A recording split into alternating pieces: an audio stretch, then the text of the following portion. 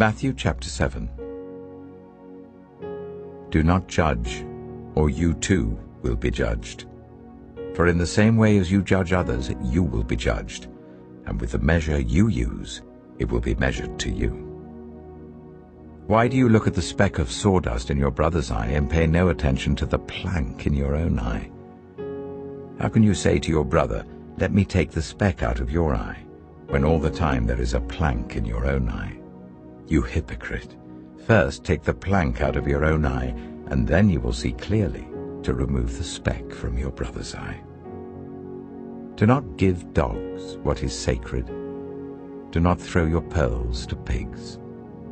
If you do, they may trample them under their feet and turn and tear you to pieces. Ask, and it will be given to you. Seek, and you will find.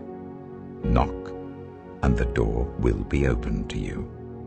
For everyone who asks receives, the one who seeks finds, and to the one who knocks the door will be opened.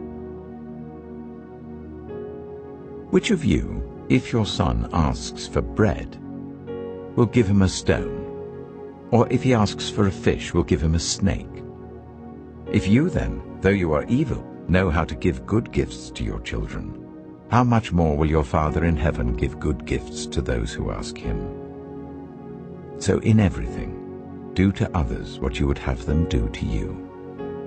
For this sums up the law and the prophets. Enter through the narrow gate, for wide is the gate and broad is the road that leads to destruction, and many enter through it. But small is the gate and narrow the road that leads to life, and only a few find it. Watch out for false prophets. They come to you in sheep's clothing, but inwardly they are ferocious wolves. By their fruit you will recognize them. Do people pick grapes from thorn bushes or figs from thistles? Likewise every good tree bears good fruit, but a bad tree bears bad fruit. A good tree cannot bear bad fruit, and a bad tree cannot bear good fruit. Every tree that does not bear good fruit is cut down and thrown into the fire. Thus, by their fruit, you will recognize them. Not everyone who says to me, "Lord, Lord," will enter the kingdom of heaven, but only the one who does the will of my Father who is in heaven.